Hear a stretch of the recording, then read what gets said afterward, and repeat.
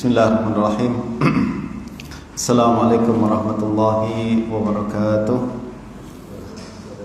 Alhamdulillahirabbil alamin. Wassalatu wassalamu ala sayyidina Muhammadin wa ala alihi wa sahbihi ajma'in.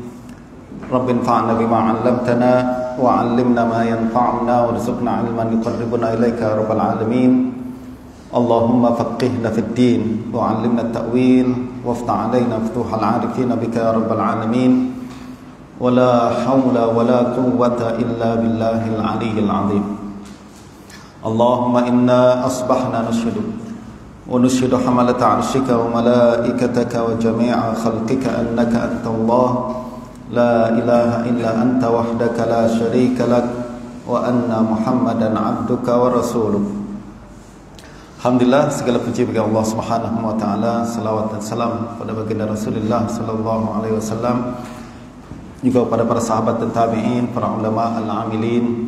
Semoga Allah Subhanahu wa taala memberikan kita ilmu yang bermanfaat, memberikan kita kesehatan, panjang usia di dalam iman dan Islam, dan memberikan istiqamah dalam mempelajari, memahami dan juga mengamalkan hadis-hadis dan sunnah baginda Nabi SAW dalam kehidupan kita, insyaAllah.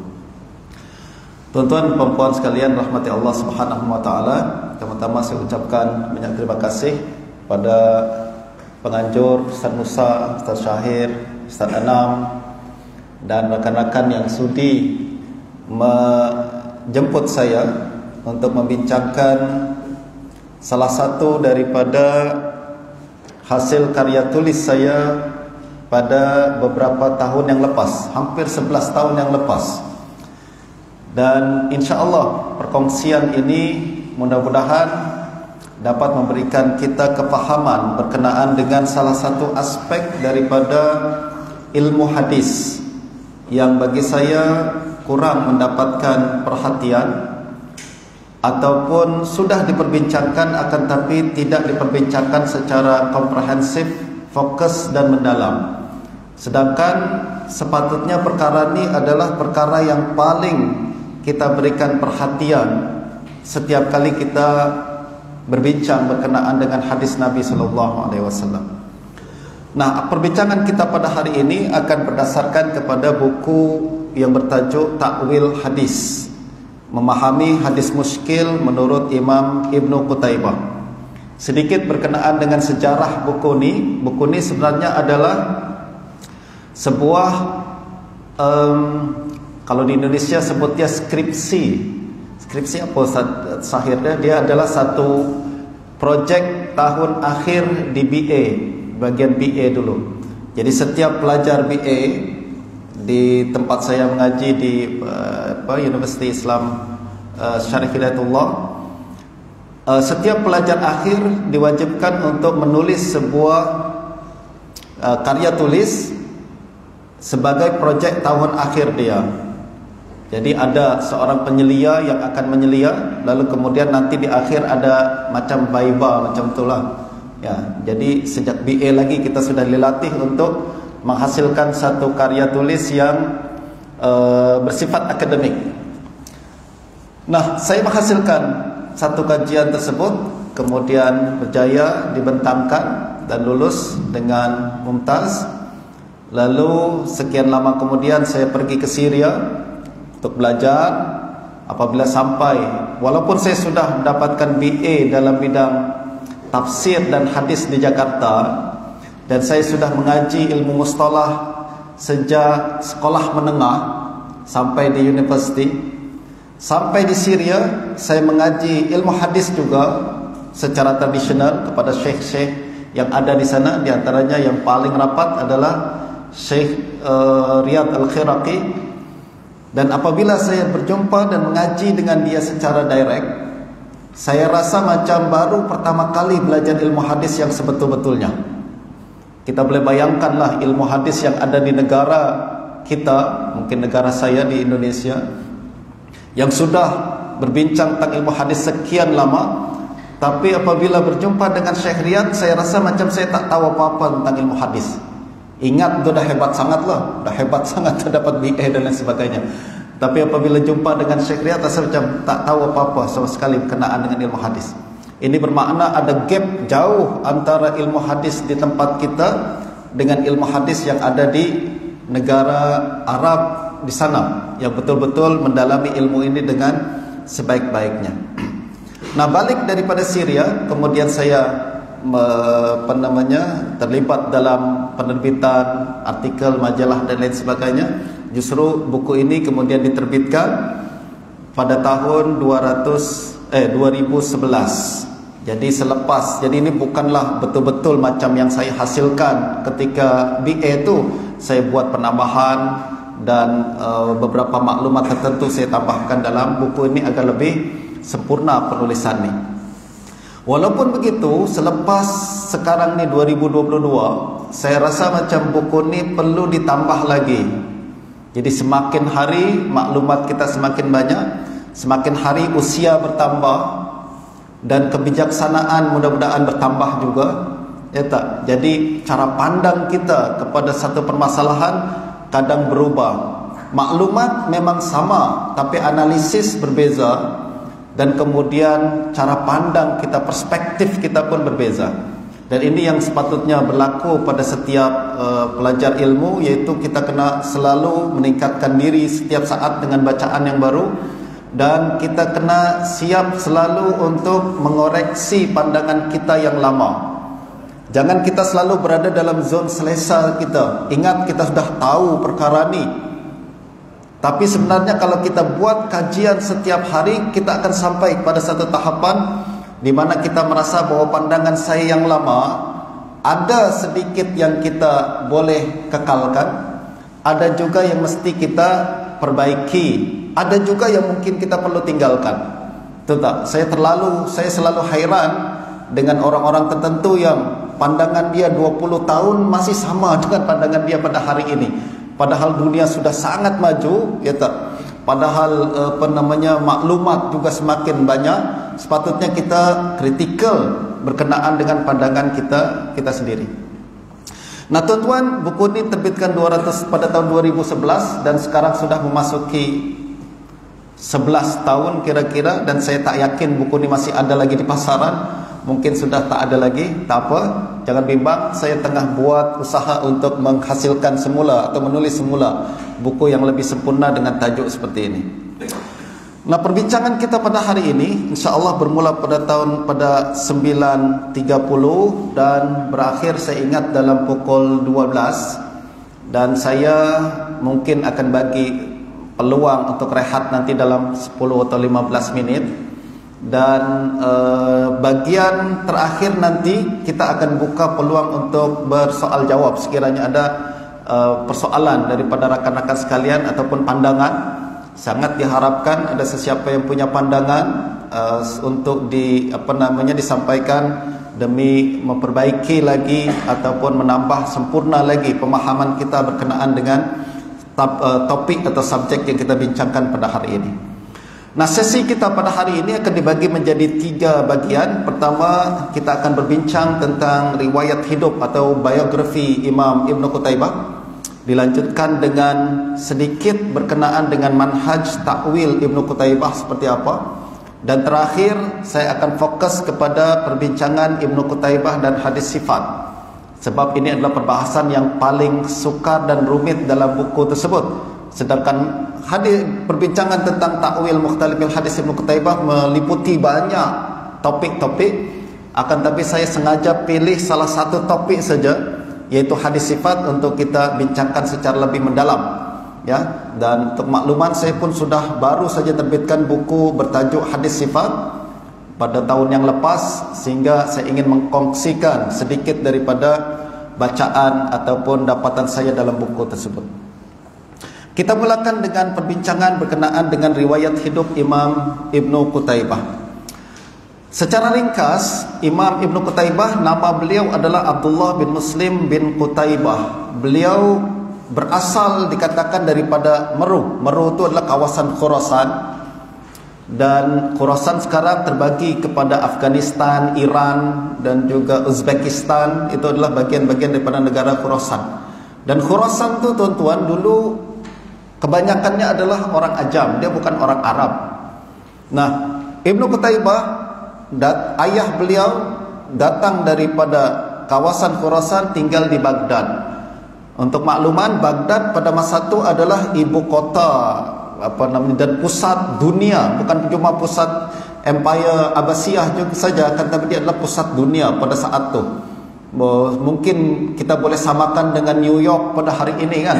Jadi sebuah bandar yang cukup besar, pusat pemerintahan, politik dan juga budaya. Justru ramai orang yang nak datang ke tempat tersebut. Nah, Ibnu Qutaibah, ayah beliau datang ke Baghdad, lalu Ibnu Qutaibah lahir di Baghdad. Dalam satu riwayat yang lain, beliau dilahirkan di Kufah. Lalu dilahirkan pada tahun 213. Dan Ibnu Qutaibah juga terkenal dengan gelaran Ad-Dinawari.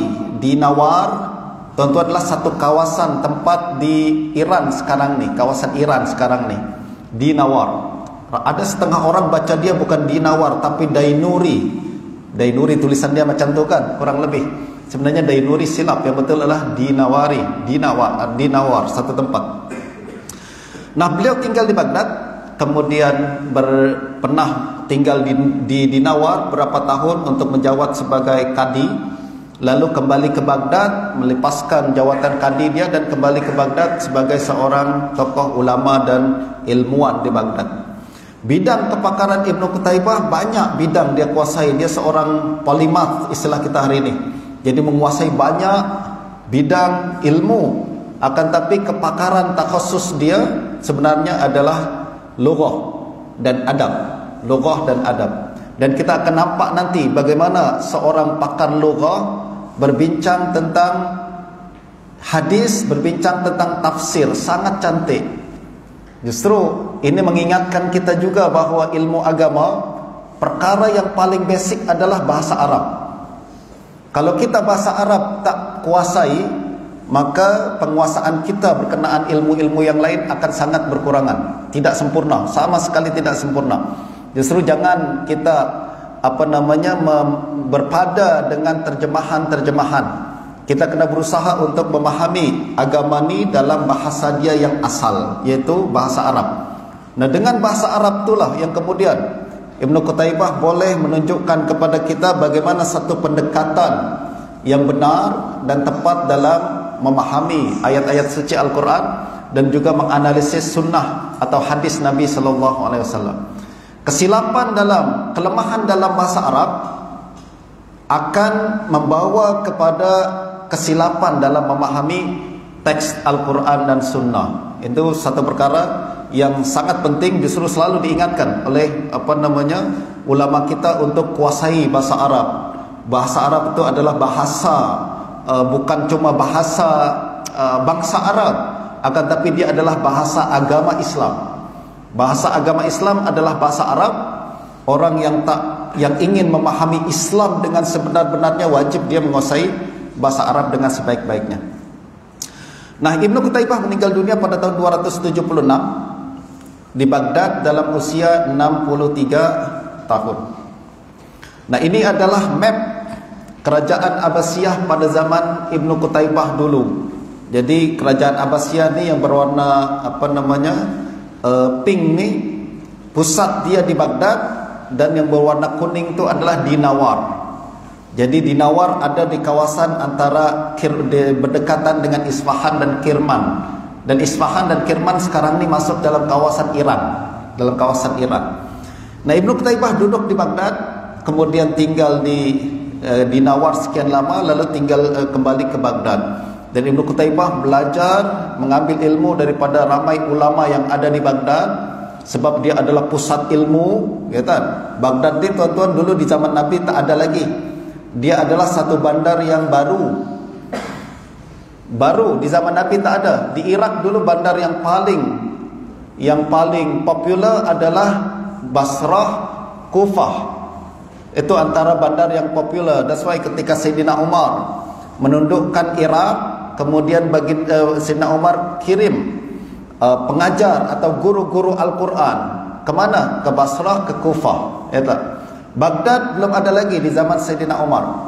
Bila bermula adanya Baghdad adalah selepas Abu Ja'far Al-Mansur mengambil alih kuasa, lalu kemudian dia pindahkan kekuasaan tu yang semula daripada Bani Umayyah di Damsyik ke Iraq, dan dia bina satu bandar sendiri, macam bandar Putrajaya lah, dibuat sendiri kan, dengan satu susunan yang teratur dan sangat rapi, dengan menjadikan masjid sebagai pusat tempat bandar, masjid sebagai pusat bandar tersebut. Nah, mula kemudian Abu Ja'far Al-Mansur berfikir untuk menjadikan Baghdad bukan hanya sebagai pusat pemerintahan, tapi juga pusat ilmu. Beliau bawa import ulama-ulama yang daripada Mekah, dari Madinah. Antaranya yang dibawa ke Baghdad adalah Hisham bin Urwah Ibn Zubair, orang yang sangat banyak meriwayatkan hadis daripada Siti Aisyah, dari jalur Siti Aisyah, dibawa ke Baghdad. Kemudian ada juga Muhammad bin Ishaq bin Yasar yang penulis Maghazi, dibawa juga ke Baghdad, sehingga dan ramai lagi ulama yang lain. Kemudian berkembang Baghdad menjadi sebuah kota dan bandar ilmu yang sangat penting pada zaman tersebut. Nah, bukan hanya Baghdad dipenuhi dengan ulama-ulama, Baghdad juga menjadi tempat perhimpunan para udaba, sastrawan-sastrawan, ahlul lughah, fuqaha, semua ulama dengan pelbagai pemikiran ada di Baghdad, ya tak? Dan sampai sampai terakhirlah, sebelum sampai terakhir dihancurkan oleh tentara Tatar, Baghdad terus menjadi pusat ilmu dan budaya bagi umat Islam. Nah, pernah berlaku satu perkara di zaman Ibnu Qutaibah. Ibnu Qutaibah tadi lahir 213, meninggal 276. Antara peristiwa penting di zaman Ibnu Qutaibah adalah berlaku mihnah khalqil Quran, satu peristiwa atau insiden sejarah yang meninggalkan kesan sangat besar dalam kalangan muhaddisin dan juga dalam sejarah teologi atau sejarah akidah Islam. Apa dia mihnah khalqil Quran ni? Mihnah khalqil Quran ni adalah secara ringkasnya kerajaan Abbasiyah berusaha untuk memaksa seluruh rakyat mengambil pandangan Mu'tazilah. Itu simpelnya lah. Jadi dia paksa semua rakyat untuk mengambil pandangan Mu'tazilah dalam akidah dan meninggalkan pandangan lama mereka. Siapa yang menolak, maka dia akan dihukum. Yang dihukum tu bagaimana caranya? Ada yang dihukum dengan ditarik tauliah, dia tak boleh mengajar sama sekali. Ada juga dihukum dengan ditarik, diputuskan bayaran gaji dia. Kalau dia seorang pejabat awam, dah tak dapat gaji apa-apa, dibuang kerja. Bahkan ada juga yang dipenjara dan disiksa. Justru pada zaman tersebut, ini bermula pada tahun 218 Hijrah. 218 Hijrah adalah tahun terakhir Khalifah Al-Ma'mun. Al-Ma'mun meninggal pada tahun itu. Jadi Mu'tazilah pada zaman Al-Ma'mun berjaya meyakinkan Khalifah untuk memaksa orang ramai menerima akidah Mu'tazilah. Ma'mun ni siapa sebenarnya? Dia Khalifah yang pandai ke tak pandai? Sebab macam mana dia boleh dipengaruhi oleh Mu'tazilah, betul tak? Adakah dia type seorang khalifah atau raja yang mudah dipengaruhi, yang tak punya ilmu sehingga boleh dipengaruhi oleh orang-orang di sekitar dia? Tuan-tuan coba baca terjemah atau biografi Al-Ma'mun. Dia bukan khalifah yang tak pandai, dia sangat pandai. Dia adalah anak daripada Harun Ar-Rasyid, ya kan? Harun Ar-Rasyid, dia sejak berkuasa, Harun Ar-Rasyid berusaha untuk menjadikan istana itu penuh dengan orang-orang pandai. Jadi ulama hadis sering dimasukkan ke istana, meriwayatkan hadis. Di istana juga ada perbincangan akidah dari pelbagai aliran. Di istana juga ada perbincangan kalangan fuqaha. Nah, oleh karena dalam suasana seperti ini, Al-Ma'mun dapat maklumat atau dapat ilmu yang sangat banyak. Dan Al-Ma'mun menghafal hadis cukup banyak tentunya. Menghafal hadis. Zaman tu hadis wajib dihafal. Bukan cuma matan saja, tapi sanad juga. Pernah satu ketika diriwayatkan oleh Al-Khatib Al-Baghdadi, pernah satu ketika ada seorang datang ke Al-Ma'mun. Orang ni mendakwa dirinya sebagai ahli hadis. Dia bawa penampilan dia macam penampilan ahlul hadis. Dia mengatakan, wahai khalifah, sahibu hadis munqati'. Dia katakan, wahai khalifah, saya ni adalah pelajar hadis kehabisan bekal. Jadi dia nak minta apa? Dia minta beasiswa dan geran. Ustaz Syahir kata macam geran. Jadi dia minta beasiswa daripada khalifah. Saya tengah belajar hadis ni, dia telah kehabisan bekalan. Jadi saya minta bantuan daripada khalifah. Apa kata Al-Ma'mun? Okey, awak ni pelajar hadis, ya. Apa yang awak hafal? Hadis apa yang awak hafal berkenaan dengan bab ini? Jadi dites dululah. Nak dapat bantuan kena tes dulu. Ustaz Syahir kan betul. Jadi kalau nak dapat bantuan, allowance, tes dulu. Awak betul tak ni belajar hadis ni? Kita tebuk-tebuk. Okey. Nah, dia datang kemudian kata Al-Ma'mun, okey, awak mengaku sebagai pelajar hadis. Apa yang awak hafal daripada hadis-hadis apa saja yang awak hafal dalam bab ini? Misalkan bab wudu, apa yang awak hafal? Dalam bab salat, apa yang awak hafal? Dalam bab puasa, apa yang awak hafal? Boleh tak pelajar hadis kita tu kita tanya macam tu? Saya ustaz pemegang PhD hadis. Bagus. Soalan, hadis apa yang awak hafal dalam bab solat? Sebutkan. Tata solat hadis apa yang kita boleh hafal. Nah, orang tu apabila ditanyakan bab apa yang awak hafal, dia diam, tak boleh jawab.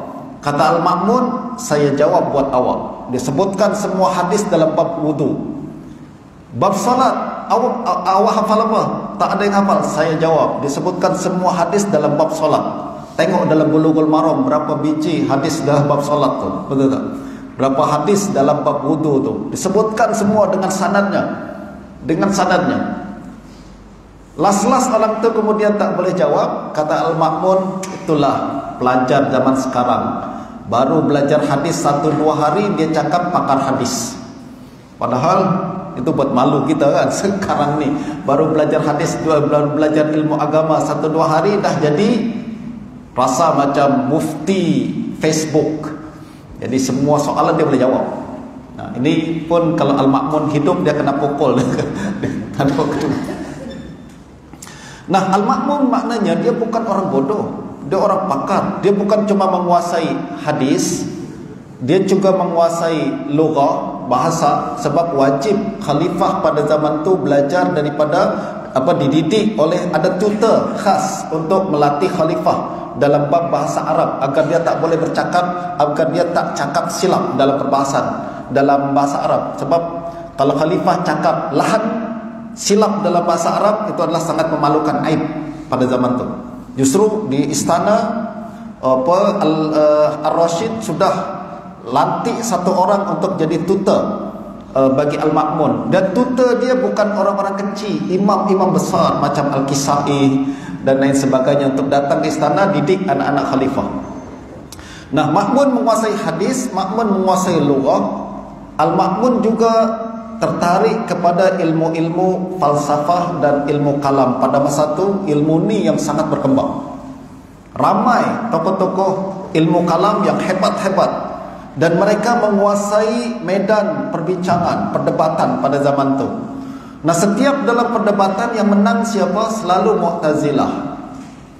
Nah, oleh karena Mu'tazilah kalangan yang paling menonjol, maka Mu'tazilah mempunyai kedudukan yang sangat rapat dengan Al-Ma'mun. Al-Ma'mun kemudian melantik misalkan Ahmad bin Abi Du'ad, dia tokoh Mu'tazilah yang besar di Baghdad, untuk menjadi Qadil Qudat. Qadil Qudat ni tuan-tuan pada zaman sekarang macam mufti negara lah, mufti negara kerajaan yang paling besar. Lantik dia. Kemudian dia juga melantik Abu Huzail Al-Allaf, tokoh Mu'tazilah yang sangat hebat di Baghdad, untuk jadi rais munazarah, ada satu panel munazarah, dia menjadi pemimpinnya dan lain sebagainya. Jadi tokoh-tokoh Mu'tazilah masuk dalam kerajaan, mereka kemudian berbincang dengan Al-Ma'mun berkenaan keadaan masyarakat, dan salah satunya adalah mereka mengatakan bahawa masyarakat kita pada hari ini telah berpegang kepada akidah yang salah.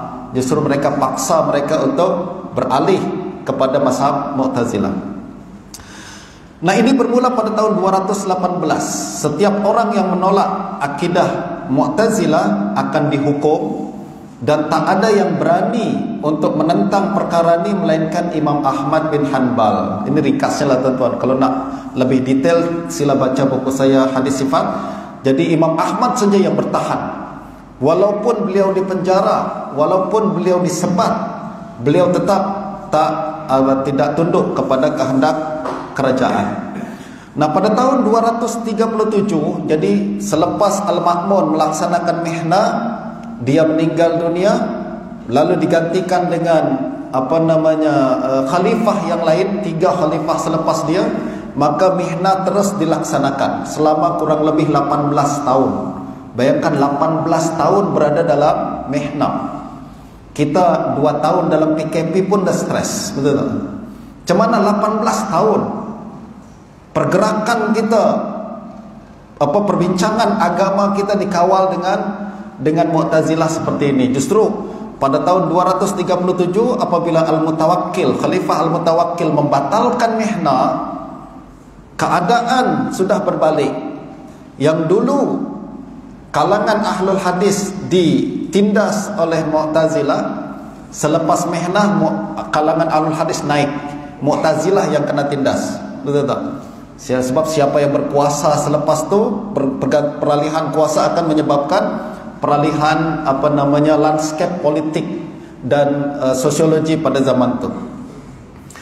Nah, apa kesan mihnah ni apabila ahlul hadis sudah naik, terutamanya adalah pengikut Imam Ahmad bin Hanbal pada zaman Mutawakkil, mereka yang menguasai wacana agama pada zaman tu.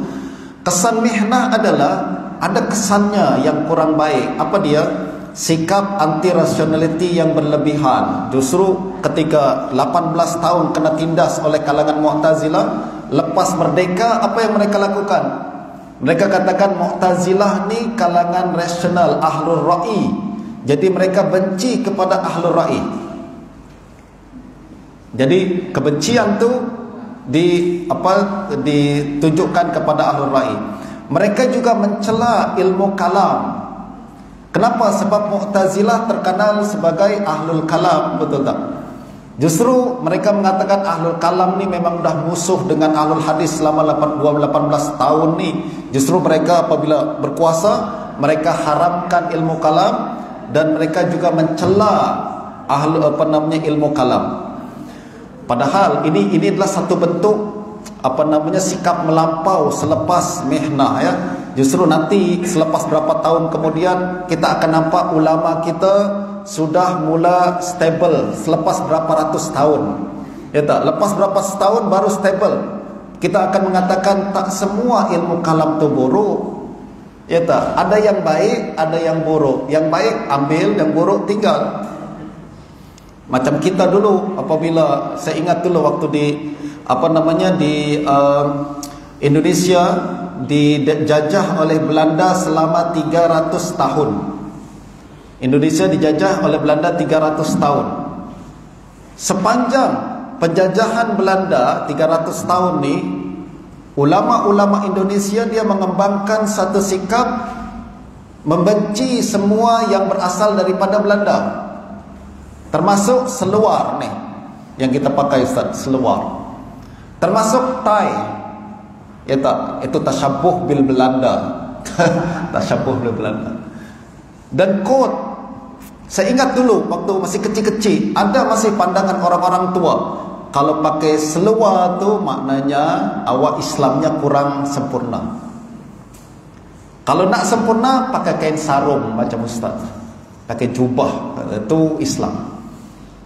Itu adalah satu pengembangan di mana ketika sekian lama dijajah oleh Belanda, kita mengembangkan kebencian kepada segala sesuatu yang berkaitan dengan Belanda, betul tak?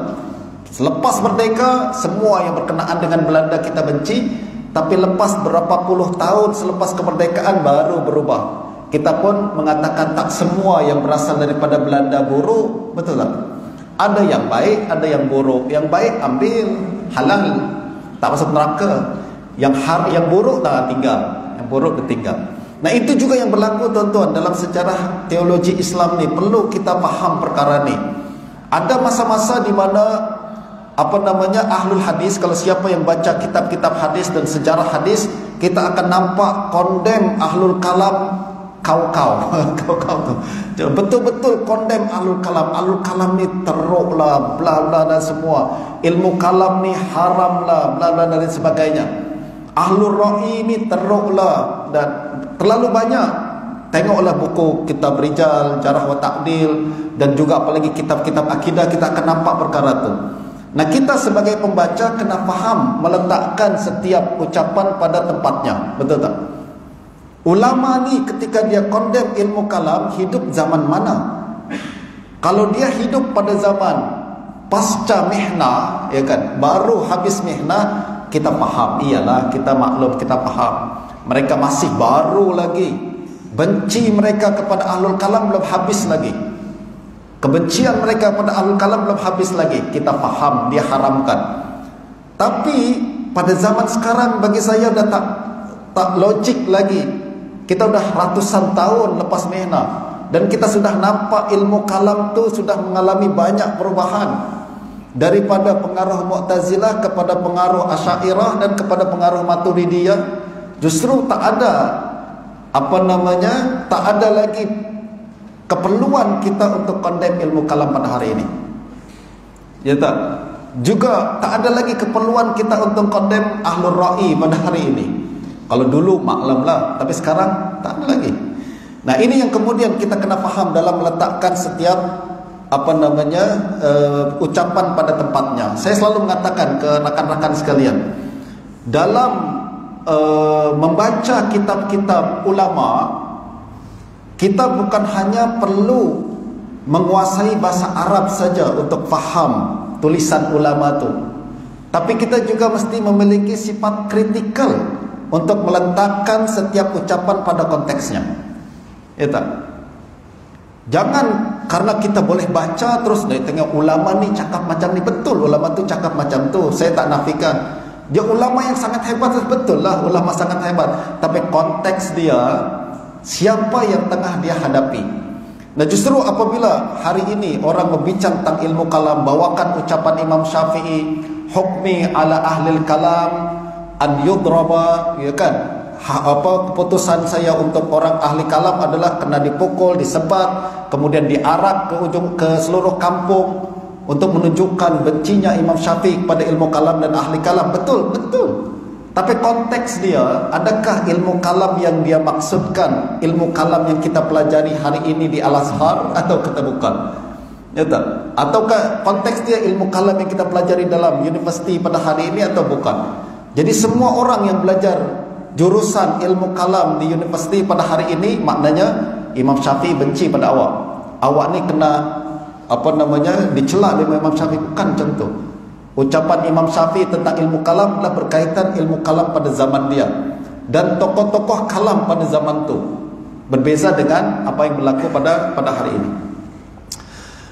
Nah, salah satu kesan mihnah juga adalah mereka setengah al-hadis memandang negatif kepada takwil dan qiyas.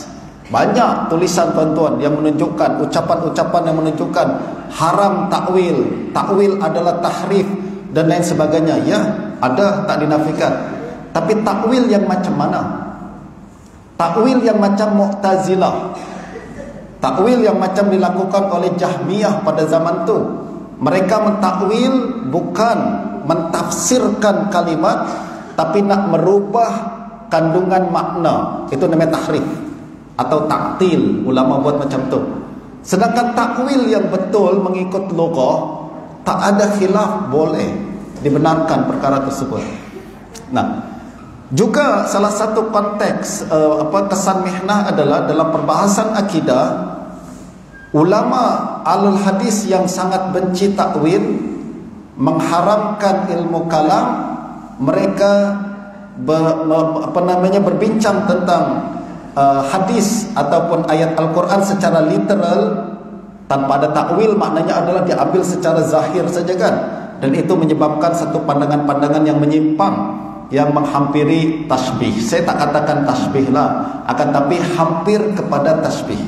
Ini yang kemudian akan dihadapi oleh Imam Ibn Qutaybah dan juga ramai ulama hadis yang lain pada masa tersebut. Nah, selepas mihnah juga ada satu polemik yang lain. Mihnah fokusnya adalah Quran makhluk atau bukan makhluk. Ulama Ahlus Sunnah katakan Quran bukan makhluk, Quran kalam Allah, kalam sifat Allah, justru bukan makhluk, sifat bukan makhluk. Akan tapi Mu'tazilah mengatakan Quran makhluk. Dia bukan sebab dia tidak mengiktiraf adanya sifat kalam bagi Allah Subhanahu wa taala. Nah, selepas mihnah semua sepakat bahwa Al-Quran bukan makhluk. Ada isu yang lain, Al-Quran yang mana satu nih? Kalau Quran itu kalam Allah, memang Quran yang kalam Allah, yang sifat Allah itu memang bukan makhluk, dia sifat Allah. Tapi kalau saya katakan saya membaca Al-Quran, ambilkan saya Quran Ustaz, apa makna dia? Itu Quran, ya kan, mushaf Al-Quran, ambilkan Quran. Adakah ketika saya tunjuk tuh Quran itu bukan makhluk? Bisa kan? Takkan kita katakan tuh Quran itu bukan makhluk tuh. Dia Tuhan kan? Tak ada orang logik cakap macam tu kan? Orang berakal cakap macam tu. Justru perkataan Quran ni mustarak. Dia mengandungi banyak makna. Orang awam, kalangan muhaddisin di Baghdad pada zaman tu karena benci dengan Mu'tazilah yang mengatakan Quran makhluk, mereka melampau dengan menetapkan bahawa semua berkaitan Quran bukan makhluk. Termasuk tu Quran, mushaf tu bukan makhluk. Saya membaca Al-Quran, bahasa suara-suara saya ni, suara ni bukan makhluk. Itu pun melampau. Kenapa mereka berpandangan macam tu? Dalam konteks kebencian mereka kepada Mu'tazilah dan juga kejahilan mereka berkenaan dengan perkara ni. Namun sayangnya tuan-tuan, polemik berkenaan dengan lafaz Quran dan tulisan Al-Quran ni berlaku di Baghdad. Apabila ulama coba nak jelaskan perkara ni, ulama tu yang kena dipulaukan. Siapa yang nak jelaskan perkara ni? Antaranya Husain bin Ali Al-Qarabisi, seorang ulama faqih, murid Imam Syafi'i di Baghdad. Beliau jelaskan perkara ni, beliau kena pulau sampai meninggal dunia, tak ada orang nak jumpa dia. Kemudian apabila Imam Bukhari di Nisapur menjelaskan perkara ni, beliau juga kena pulau, kena kondem sampai meninggal dunia, berada dalam buangan tuan-tuan. Bayangkan Imam Bukhari, imam besar yang kita pada hari ini tengok kitab dia sebagai kitab paling sahih selepas Quran. Ketika hidup, di akhir hayatnya dipulaukan tuan-tuan. Orang-orang tak ambil hadis daripada dia, bahkan dikatakan sebagai ahli bid'ah. Justru kalau hari ini Ustaz Syahir orang kata ahlul bid'ah, pengikut Imam Bukhari. Dia dapat sunnah Imam Bukhari. Biasalah, kadang kita kena menghadapi perkara itu kan. Imam-imam besar, kita apabila nak betulkan sesuatu, ada resikonya. Dan resikonya adalah macam tu. Kita akan menghadapi resisten daripada kalangan yang jahil macam tu. Nah, kembali kepada Ibn Qutaybah. Masa saya masih ada, sudah 30 minit dan saya cakap. Nah, kembali kepada Ibn Qutaybah. Ibn Qutaybah, kalau kita nak buat timeline dia, maka dia lahir pada tahun 213, nampak kan? Dan ketika berlaku mihnah khalqil Quran, Ibn Qutaybah itu masih kecil lagi. Dia masih dalam proses belajar. Justru dia terselamat daripada mihnah. Sebab mihnah ni targeting kepada orang-orang ulama-ulama besar. Dia ulama besar, baru dia kena interogasi, kemudian dipaksa untuk terima pandangan Mu'tazilah. Tapi Ibn Qutaybah waktu itu masih budak-budak, masih belajar lagi, justru terselamat daripada mihnah. Bagaimanapun Imam Ibn Qutaybah pada saat itu apabila tengah belajar, dia berminat untuk mengetahui semua perkara pada zaman tu. Justru dia belajar hadis, belajar lughah. Pada masa yang sama dia juga belajar falsafah dan belajar juga ilmu kalam.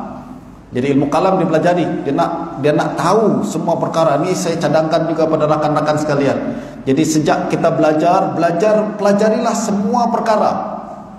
Menyesal kita nanti kalau dewasa. Awal-awal kita masih waktu baru dalam proses belajar, kita awal-awal katakan jangan belajar ni, jangan belajar tu, jangan belajar dari si fulan, jangan belajar daripada si fulan. Rugi tuan-tuan, rugi. Kita belajar tak rugi. Kita jumpa dengan semua orang, pelajari semua ilmu. Nanti besar, pilih-pilihlah mana yang baik, mana yang buruk. Ya tak? Jangan sejak kecil, sejak belajar lagi kita sudah mengamalkan pendekatan eksklusif. Sejak belajar lagi kita nak cuma geng kita saja. Kita merasa macam geng kita yang betul. Justru saya tak nak dengar orang lain, tak nak belajar perspektif yang lain, tak nak baca buku yang lain. Akhirnya kita rugi. Ya tak? Kita rugi. Nah, ini yang dipelajari oleh Imam Ibnu Qutaibah. Pelajari semua. Sebab ulama hadis pun mengatakan idza katabta faqammish wa idza haddasta fafattish. Kalau kita belajar, belajar semua. Kalau kita nak mengajar nanti, pilih-pilih. Betul tak? Belajar, pelajari semua. Pelajarilah semua ilmu yang kita nak pelajari. Kalau boleh pelajari semua, kuasai semua. Tapi nanti nak sampaikan kepada orang lain, baru pilih-pilih. Jangan sampaikan semua perkara. Yang bukan-bukan pun kita. Saya semalam baca kisah ni, gharib, pelik macam ni, saya nak sampaikan dalam ceramah. Itu tak boleh. Tapi baca boleh tak? Baca boleh lah, apa masalahnya? Nak sampaikan, ya, kena hati-hati. Nah, ini semua biografi Imam Ibnu Qutaibah. Beliau meninggal pada tahun 276.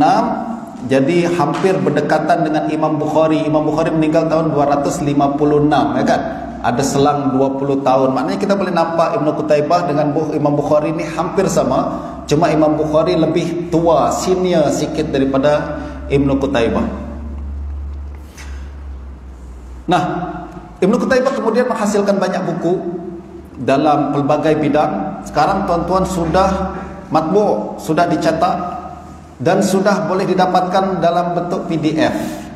Zaman sekarang ni saya selalu mengatakan tak ada isu berkenaan dengan buku. Buku semua ada depan mata kita, di jari kita. Yang isunya adalah kita nak baca ke tak nak baca, ya tak?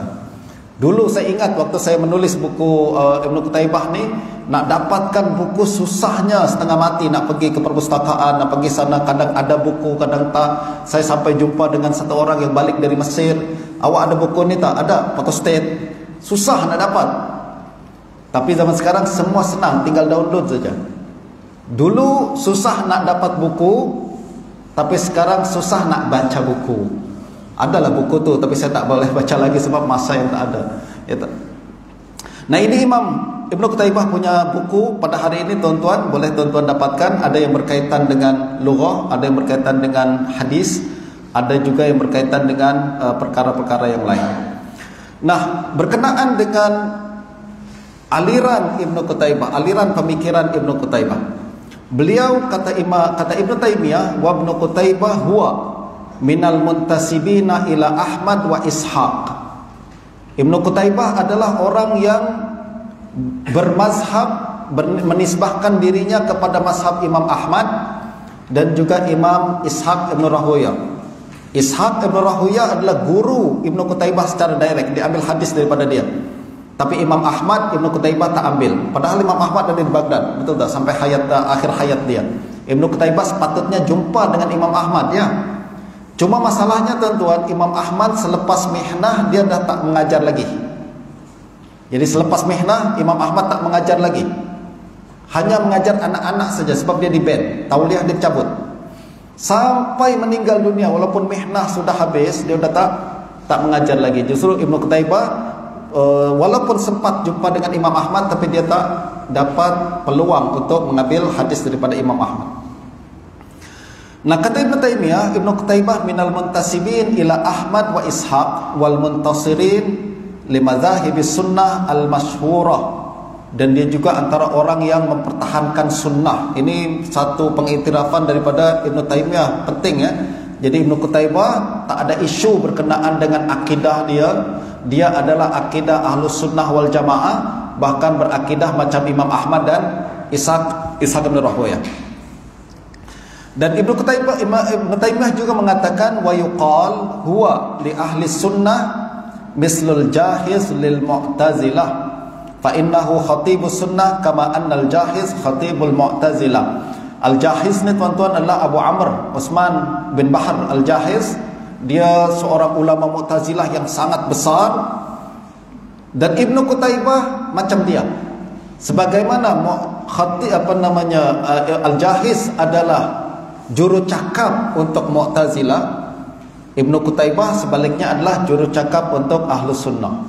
Jadi isu ini menunjukkan kebesaran nama Ibn Qutaibah dalam akidah Islam. Nah, Ibn Qutaibah dalam buku dia La Ikhtilaf fil Lafaz menyebutkan beberapa aliran akidah dan akidah yang menjadi pegangan dia, yaitu akidah Ahlul Hadis. Contoh berkenaan dengan takdir, kata Ibn Qutaibah ada dua aliran yang salah, yaitu aliran Qadariyah dan Jabriyah. Qadariyah mengatakan manusia membuat takdir mereka sendiri, sedangkan Jabriyah mengatakan manusia follow saja takdir Tuhan, dia tak ada kuasa sama sekali. Kata Ibn Qutaibah dua pandangan itu silap. Yang betul adalah bahawa Allah, segala sesuatu yang berlaku di dunia ini adalah ketentuan Allah Subhanahu wa taala, dan juga manusia, tapi manusia punya kuasa untuk menentukan, ada ikhtiar untuk memilih mana yang baik dan mana yang buruk. Berkenaan dengan sifat Allah, dia menyalahkan kalangan Jahmiyah yang menafikan sifat, yang mengatakan Allah tak ada sifat. Pada masa yang sama dia juga menyalahkan kalangan Tajsim, Mujassimah, yang mengatakan sifat Allah macam makhluk.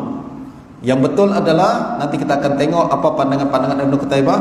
Lalu kemudian berkenaan dengan sahabat Nabi, dia menyalahkan Syiah dan Nasibi sekaligus. Syiah dan Nasibi ini dua aliran yang saling berbenturan ya.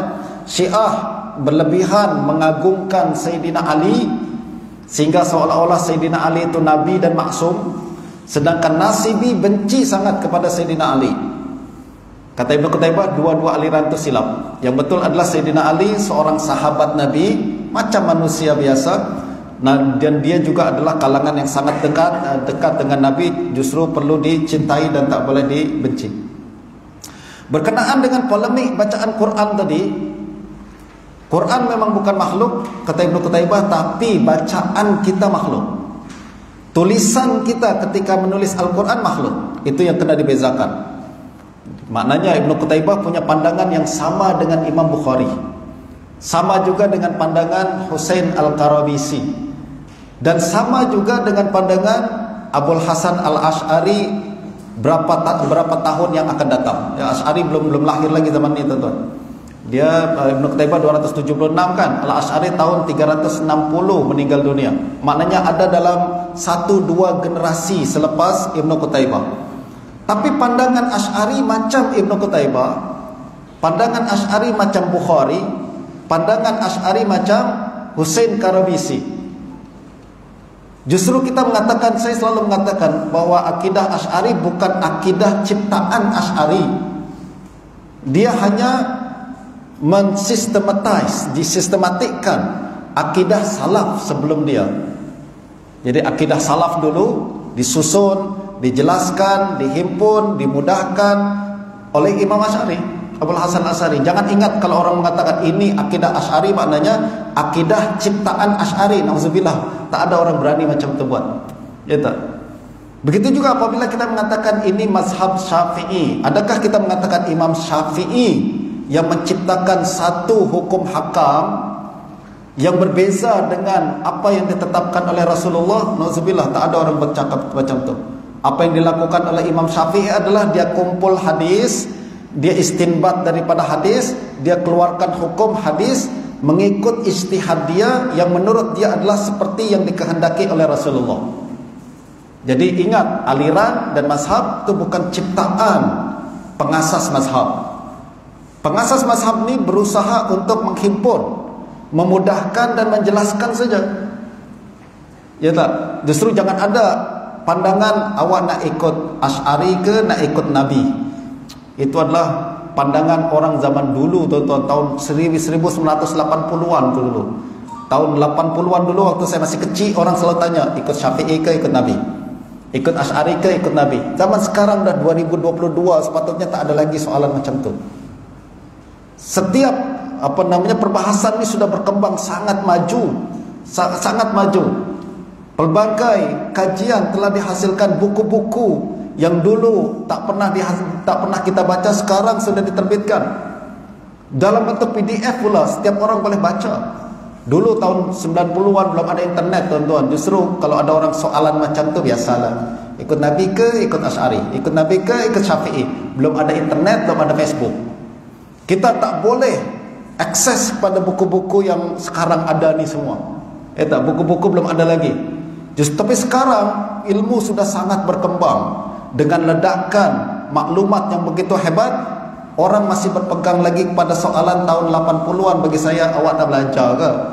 Awak tak kembangkan ke? Dari awal saya selalu katakan, kena recheck, kemudian semak semula pandangan-pandangan lama kita tu. Jangan ada sebagiannya sudah lapuk dan tak boleh dipertahankan lagi, tak? Sebab ilmu ni berkembang, tuan-tuan. Ilmu sangat cepat berkembang. Justru kita kena selalu terbuka untuk mengulang atau menyemak semula setiap pandangan-pandangan kita yang kita pegang pada hari ini. Nah, itu dia berkenaan dengan Imam Ibn Qutaybah secara sekilas. Kita masuk sikit berkenaan dengan manhaj takwil Ibn Qutaybah. Kenapa kita bincang manhaj takwil Ibn Qutaybah? Sebab perbincangan kita berkenaan dengan buku dia yang bertajuk Takwil Mukhtalifil Hadis. Jadi ada kalimat takwil di situ. Apa yang dimaksud dengan takwil? Takwil secara amnya adalah pentafsiran. Takwil di sini jangan guna teori-teori takwil adalah sarful lafzi an ma'nahul asli ilal makna sani lidalil atau lain sebagainya. Jangan guna takrif tu. Takwil di sini adalah tafsir.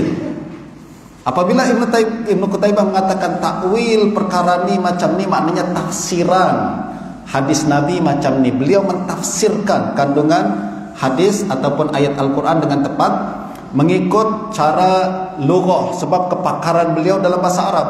Quran bahasa Arab, hadis bahasa Arab. Justru kita kalau nak tafsirkan Quran hadis punya kepakaran lughah yang tinggi. Itu syarat utama dia. Nah, hadis ni, buku ni secara simpelnya berbincang berkenaan dengan hadis-hadis yang dikatakan oleh kalangan Mu'tazilah. Mu'tazilah zaman tu, tuan-tuan, sangat hebat. Dia kumpul semua hadis-hadis Nabi, lalu dia katakan, ni hadis ni bertentangan dengan Quran, hadis ni bertentangan dengan hadis, hadis ni bertentangan dengan akal, hadis ni tak masuk akal, hadis ni mustahil, hadis ni bertentangan dengan ijma' dan lain sebagainya. Maknanya Mu'tazilah pun mengaji hadis, tapi dengan cara pandang dia. Jadi dia tengok hadis ni menurut dia bertentangan dengan Quran, bertentangan dengan akal sehat, bertentangan dengan ijma'. Apa tujuan Mu'tazilah mengucapkan perkara tu? Tujuan dia adalah nak kata bahawa ahlul hadis ni berdusta. Ahlul hadis selalu mengatakan ni hadis daripada Nabi. Kata Mu'tazilah, tak betul. Tak mungkin Nabi mengucapkan sesuatu yang bertentangan dengan Quran. Tak mungkin Nabi mengucapkan sesuatu bertentangan dengan akal. Tak mungkin Nabi mengucapkan sesuatu bertentangan dengan ijma'. Kalau zaman sekarang, tak mungkin Nabi mengucapkan sesuatu bertentangan dengan sains. Betul tak? Zaman dulu sains tak ada istilah sains, tapi yang ada adalah akal. Nah, semua ni kemudian dihimpun oleh Mu'tazilah. Tujuannya apa? Nak kata ahlul hadis ni pendusta. Hadis-hadis ni semua tak boleh percaya lah. Jadi Mu'tazilah dia tak suka, dia kalangan anti hadis. Jadi dia nak tunjukkan bahawa hadis ni tak boleh dipercaya berasal daripada Nabi. Nah, Ibn Qutaybah yang kemudian menjawab semua permasalahan tu dalam kitab Takwil Mukhtalifil Hadis. Beliau mengatakan apa yang awak kata bertentangan tu sebenarnya tak bertentangan. Pemahaman awak je yang salah. Pada hari ini pun kita sering buat macam itu juga tuan-tuan. Ramai orang yang datang kepada kita lalu mengatakan hadis ni ustaz, walaupun riwayat Bukhari dan Muslim, dia dhaif. Hebatnya awak ni. Kenapa dia dhaif? Sebab bertentangan dengan Quran. Kita cek betul tak bertentangan Quran. Sebenarnya tak bertentangan dengan Quran. Pemahaman awak tentang hadis ni yang bertentangan dengan Quran. Betul tak? Pemahaman awak tentang hadis ni yang bertentangan dengan Quran. Sebenarnya hadis ni tidak bertentangan dengan Quran kalau awak faham dengan betul. Ini yang dibuat oleh Imam Ibnu Qutaibah. Macam mana kita boleh mengetahui cara yang betul dalam memahami hadis? Asasnya adalah lughah, bahasa Arab. Asasnya adalah lughah. Ibnu Qutaibah menjelaskan bahawa hadis ni adalah ucapan baginda Nabi sallallahu alaihi wasallam, dan baginda adalah orang yang paling fasih dalam bahasa Arab. Nah, bincang tentang fasih ni panjang tuan-tuan ya. Fasih ni maknanya adalah baginda orang yang mampu. Fasih ni melibatkan beberapa perkara. Pertama, fasih melibatkan kemahiran untuk menyampaikan message yang berat dalam bentuk yang ringkas, atau kita sebut sebagai jawami'ul kalim, betul tak? Yang berat-berat tu sukar difahami dalam bentuk abstrak. Ahli falsafah kalau nak jelaskan perkara tu dia akan tulis buku berjilid-jilid. Baginda Nabi hanya kata dalam 2 patah kata, 3 patah kata saja. Itu namanya jawami'ul kalim.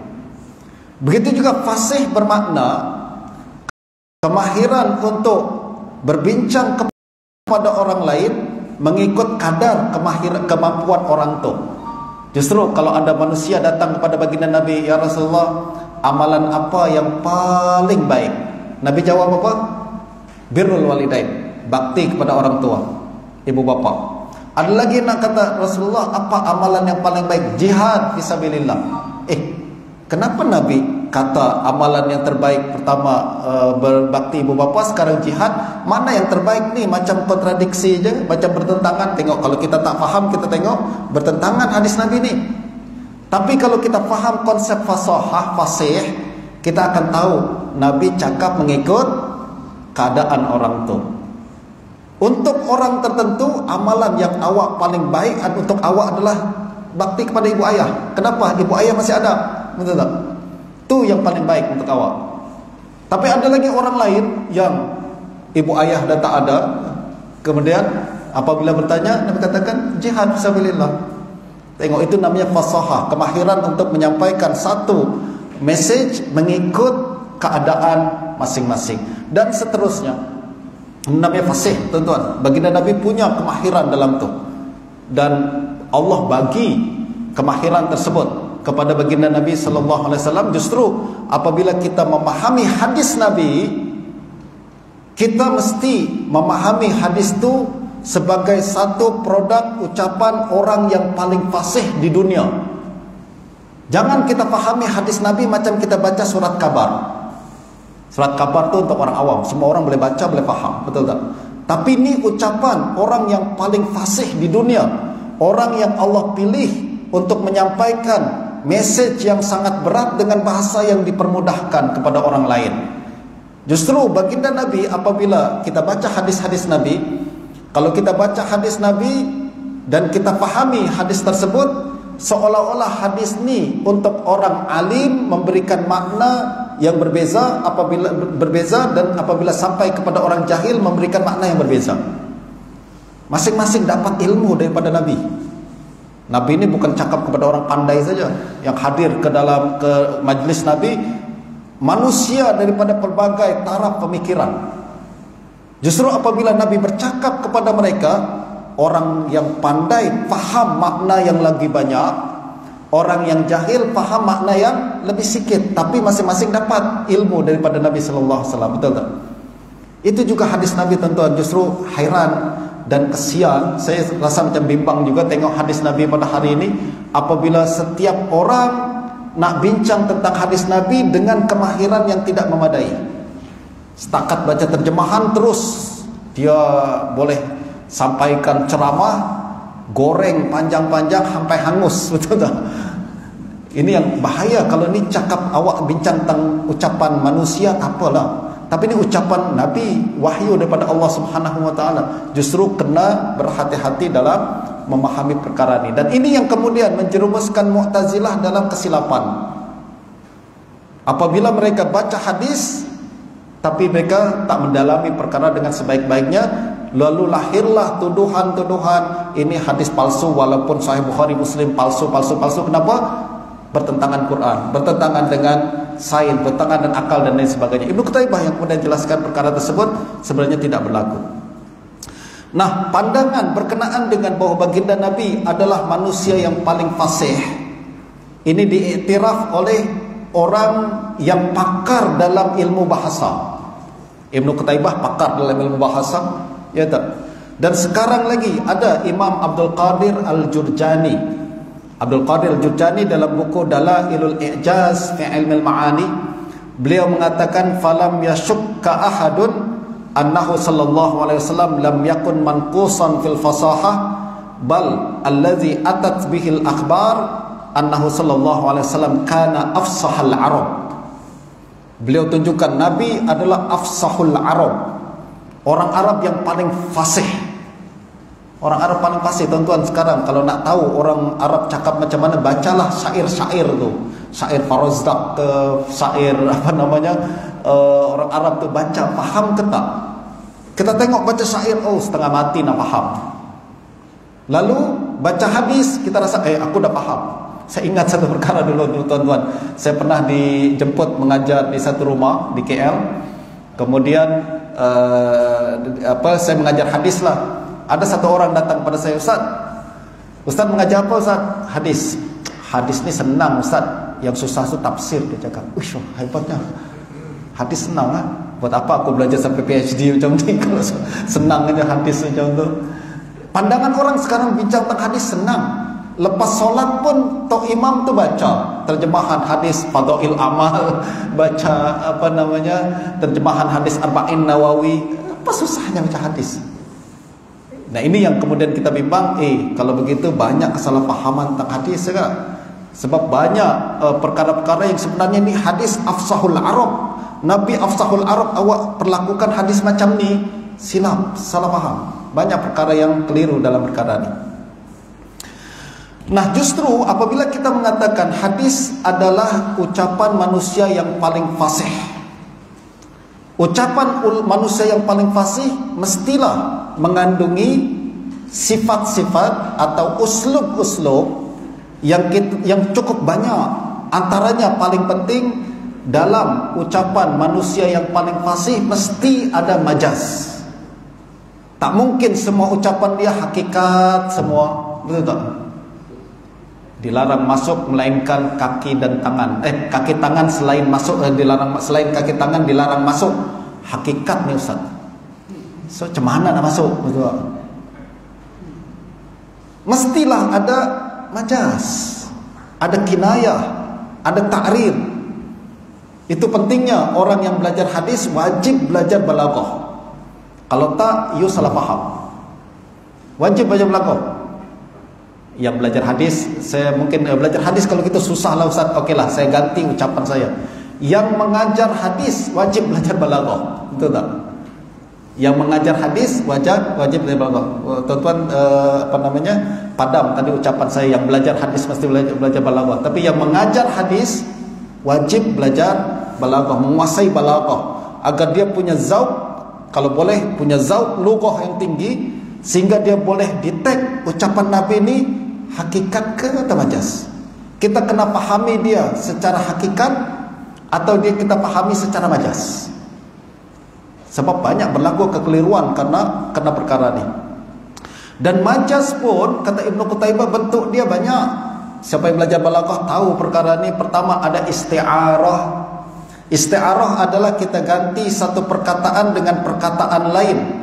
Contoh, dhahikatil ard, kata Ibnu Qutaibah, dhahikatil ard, bumi tertawa, tanah tertawa selepas hujan lebat semalam. Semalam lebat sangat kan? Hujan lebat sangat. Selepas hujan lebat, bumi pun menyeringai, tertawa. Apa maksud tertawa? Tawa maksudnya dia tumbuhkan pokok-pokok. Tumbuh pokok, rumput-rumput menghijau selepas turun hujan. Bahasa Arab disebut dahika, tertawa. Itu disebut isti'arah. Ada juga maklub. Maklub ni tuan-tuan adalah satu kalimat diucapkan dengan lawanan daripada makna yang dikehendaki. Contoh, padang pasir, dia adalah tempat yang sangat berbahaya. Ramai orang mati di tengah padang pasir karena kehausan. Tapi orang Arab menyebut padang pasir dengan kalimat mafazah. Apa makna mafazah? Tempat yang selamat, tempat yang berjaya. Itu namanya maklub. Kenapa dia sebut padang pasir yang berbahaya itu disebut dengan kalimat yang tempat yang berjaya, tempat yang selamat? Sebab tafaul. Semoga kita dapatkan keselamatan di padang pasir. Betul tak? Begitu juga mereka sering mengucapkan burung gagak yang sangat hitam tu. Burung gagak semua hitam kan? Hitam tu, burung gagak yang pandangan mata dia sangat tajam, mereka sebut sebagai a'war. Kebalikan, a'war tu main buta. Tapi karena untuk tunjukkan bahwa dia sangat tajam pandangannya, kita sebut dia al-a'war. Kalau orang yang sangat putih, kita disebut dia negro. Ada guru Imam Syafi'i bernama Muslim bin Khalid al-Zinji. Zinji itu maknanya orang yang hitam legam. Dia bukan karena hitam kulitnya, terbalik, sebenarnya dia sangat putih. Orang yang putih sangat kita sebut kulit hitam, zinji. Jadi kalau ada orang sebut saya, Ustaz, awak zinji, oh, putih sangat ke aku nih. Ini adalah bahasa Arab, tuan-tuan. Ini kita kena faham. Jangan kita ambil secara literal saja. Maknanya Muslim bin Khalid al-Zinji itu hitam sangat, Ustaz. Sebab zinji, awak tak faham logo. Ini maknanya adalah terlalu putih sehingga disebut zinji. Dalam bahasa Arab juga, dalam majaz juga ada disebut hazaf. Majaz hazaf. Hazaf itu adalah satu kalimat dibuang.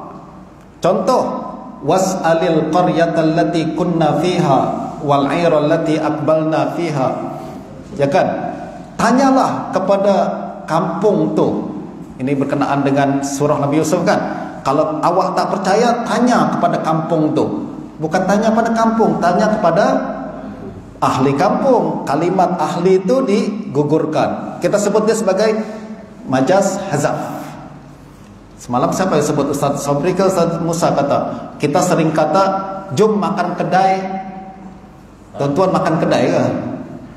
Maksudnya makan di kedai kan? Jadi ada kalimat yang dibuang, itu namanya majaz hazaf. Juga ada ziyadah. Ziyadah ni maknanya adalah kalimat tu ditambah dalam perkataan, sebenarnya bukan untuk kalimat, bukan untuk penetapan makna, tapi dia sekedar untuk mentaukidkan perkataan. Contoh, kullu syai'in halikun illa wajha. Segala sesuatu akan binasa melainkan wajah Allah. Wajah di sini kata Ibnu Qutaibah adalah ziyadah. Maksudnya segala sesuatu akan binasa melainkan Allah. Jadi tak ada kalimat wajah pun, kalimat itu dah betul lah. Betul tak? Nah, itu namanya ziyadah. Dan itu perkara sangat banyak dalam loghah. Justru siapa yang mengajar hadis kepada orang ramai kena sedar dengan perkara-perkara yang berkaitan dengan bahasa tersebut. Nah, tuan-tuan, untuk menekankan bahawa dalam hadis ada majaz, Imam Ibn Hibban di dalam kitab Sahih Ibn Hibban ada satu bab yang beliau katakan menjadi bukti bahawa dalam hadis ada tashbih. Tashbih, ada tamsil, ada kalimat-kalimat perumpamaan. Contoh, kata Imam Ibn Hibban, hadis Nabi, Allah Subhanahu wa taala berfirman di akhirat nanti, ya ibna Adam, maridtu falam ta'udni.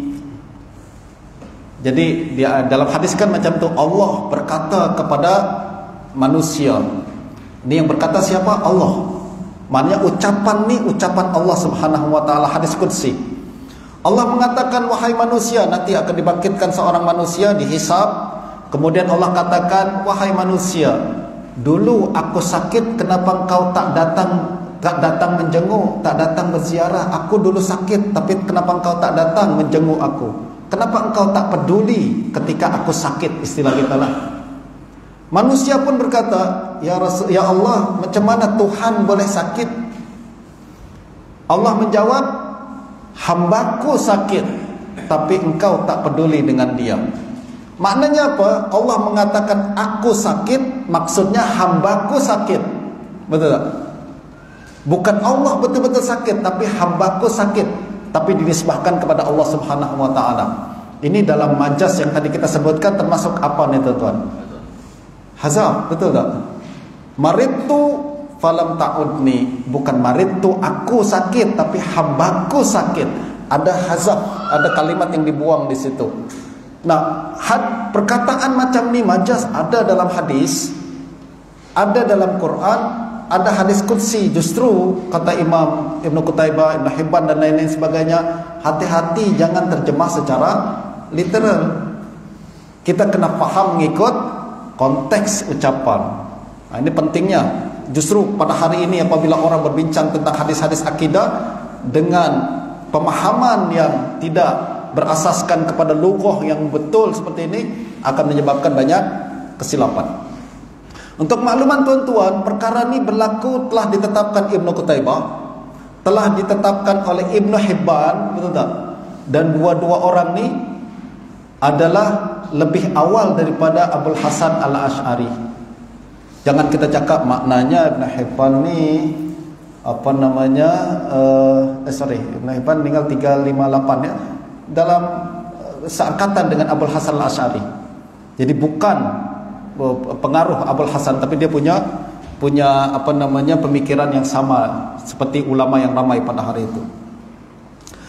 Nah, oleh karena sifat-sifat dalam bahasa Arab yang begitu hebat, Quran adalah produk bahasa Arab yang paling fasih, hadis adalah produk bahasa Arab yang paling fasih. Kita tak boleh terjemahkan dengan semena-mena dan bermudah-mudah. Bahkan kata Imam Ibnu Qutaibah, Quran sebenarnya tak boleh diterjemah. Apa maksud dia katakan tak boleh diterjemah? Hari ini kita punya terjemah Quran banyak, Ustaz. Tapi kenapa Ibnu Qutaibah katakan tidak boleh diterjemah? Bukan tak boleh haram diterjemah, bukan. Maksud Ibnu Qutaibah adalah Quran ni, kalimat-kalimat dalam Al-Quran kalau kita alihkan kepada bahasa yang lain, bahasa lain ini tidak mewakili semua makna yang ada dalam Al-Quran. Jadi terjemahan yang kita buat kepada Al-Quran ni, dia tidak menghimpun semua makna yang terdapat dalam ayat Quran tu. Jadi misalkan kalau kita mengatakan Qul huwallahu ahad, katakanlah dia Allah ahad, satu. Itu terjemahan kita kan. Adakah kalimat satu betul-betul mewakili makna ahad? Tak. Ahad berbeza dengan wahid, betul tak? Kita dalam bahasa Melayu hanya satu saja. Satu, esa. Adakah mewakili kalimat ahad tu? Ahad di sini maknanya bukan satu berlainan dengan dua, tapi ahad di sini adalah tidak terbagi-bagi. Jadi makna tu berbeza. Bahasa Melayu tak mampu untuk menampung semua makna yang terdapat dalam ayat Quran. Bukan cuma bahasa Melayu, semua bahasa yang lain. Allah pilih bahasa Arab karena bahasa ni boleh menampung banyak makna yang tidak boleh ditampung oleh bahasa-bahasa yang lain.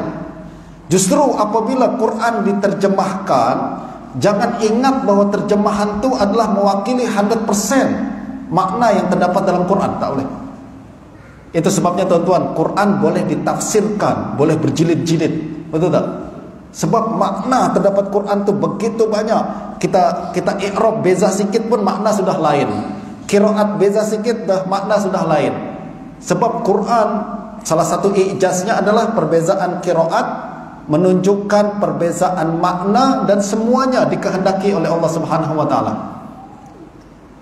Justru terjemahan, kita kena ingat satu perkara ni, terjemahan bukan Quran, dan ijma' ulama macam tu kan. Terjemahan bukan Quran. Itu sebabnya orang yang berhadas tak boleh pegang Quran. Boleh pegang terjemahan ke tak? Boleh. Orang tengah junub tak boleh baca Quran. Boleh baca terjemahan ke tak? Boleh. Itu sebabnya kita katakan terjemahan bukan Quran. Terjemahan bukan Quran. Nah, sekarang ni masalah kita adalah orang belajar daripada terjemahan, dia ingat bahawa terjemahan tu Quran. Tengok Ustaz, hukum perkara ni disebut dalam Al-Quran. Yang mana satu? Nih, buka terjemahan macam tu. Betul ke awak cakap macam tu? Ini terjemahan, ni bukan Quran. Quran kalau kita baca direct dengan bahasa Arabnya, mungkin fahamannya tak macam fahaman awak. Justru masalah besar apabila orang nak bincang tentang Quran cuma bertumpu kepada terjemahan Al-Quran. Betul. Ini yang perkara yang banyak pada hari ini orang ambil ringan dalam perkara tersebut. Seolah-olah terjemahan Quran adalah Quran, padahal dia bukan Quran. Quran berbeza daripada terjemahan. Kita boleh mengatakan macam ni, kalau terjemahan Quran tu, Quran tak boleh diterjemahan, lalu terjemahan yang kita punya pada hari ini tu apa? Saya tak kata dia sebagai terjemahan. Dia adalah tafsiran ringkas tentang Quran. Betul tak? Tafsiran ringkas tentang Quran. Jadi orang katakan ni terjemahan, bukan. Ni tafsiran ringkas tentang Quran. Maknanya si penterjemah mencoba untuk menjelaskan kandungan Al-Quran dengan bahasa yang ringkas mengikut pemahaman dia. Boleh jadi betul, boleh jadi silap. Sebab ni pemahaman dia. Quran tak boleh salah, tak mungkin salah. Tapi pemahaman awak boleh salah, terjemahan awak boleh salah, tafsiran awak boleh salah. Justru jangan kita pernah mengatakan terjemahan ni adalah macam Quran. Salah tuan-tuan, terjemahan bukan Quran, ya. Jadi jangan anggap macam terjemahan tu macam dalam bentuk seperti kedudukan Quran, jauh sekali.